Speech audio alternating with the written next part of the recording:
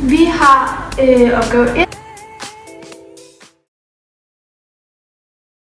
som går ud på, at vi skal anvende trætrinsreglen på funktionen, som er f af x lig med ax plus b.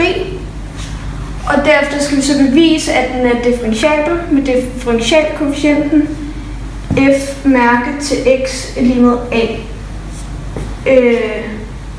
Selve funktionen, at den er differentiabel. Så lad os komme i gang med at regne. Og her har vi så det vi kalder vores differentieringskvotient for vores a, som er hældningen for sekanden. Vi skriver funktionen op for f af x. F af x er lig med ax plus b, som er en lineær funktion, og vores hældning for tangenten, eller vores hældningskoefficient, for f mærke af x er lig med a. Og nu skal vi så i gang med at lave udregningen for at kunne bevise, differentkoefficienten. Så vi skriver op her, at det betegnes som a lille s, og det er lig med a til x i 0 plus h parentes plus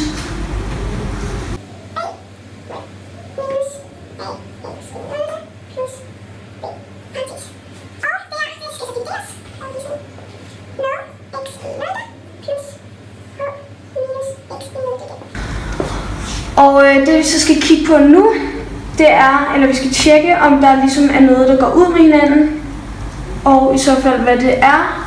Og hvis vi starter med at kigge på den øverste her, der kan vi se, at der er 2 b'er, hvilket betyder, at de går ud her. Og der er altså ikke andet, fordi her står a foran, så den kan ikke gå ud med den. Men hvis vi kigger nedenunder her, der kan vi se, at der er 2x i 0, som går ud med hinanden. Og nu vil vi så skrive en mere reduceret a i este, eller differentkoefficienten op, som er blevet en smule reduceret. Vi skriver nu vores reducerede udtryk op for udregningen af differentkoefficienten. Så det hedder a i este er lige med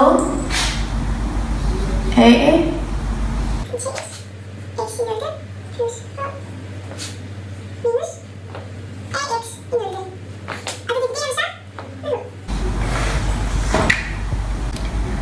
og herefter så skal vi så gange a ind i parentesen, så vi får et andet udtryk, og den kommer så til at hedde, der står det synlige gangetal der, kommer den altså til at hedde ax i 0 plus a gange med h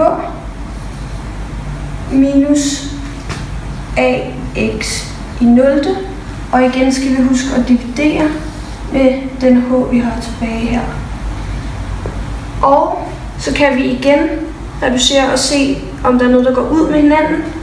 Og i første øverst her kan vi se, at den her går ud, altså ax i 0 går ud med hinanden. Og der er ikke flere, der går ud med hinanden, men vi har nu reduceret og vi skriver den op på ny, hvor der yderligere er noget, der kan gå ud med hinanden. Og nu kan vi så reducere vores udtryk til at hedde a gange h divideret med h. Og så skal vi så få a til at stå alene, og det gør vi simpelthen bare ved, at de har gået ud med hinanden. Så derfor står det så, at det her er lige med a. Altid går mod 0. Og ydermere kan vi også konkludere, at beviset for at finde different kvotienten stemmer overens.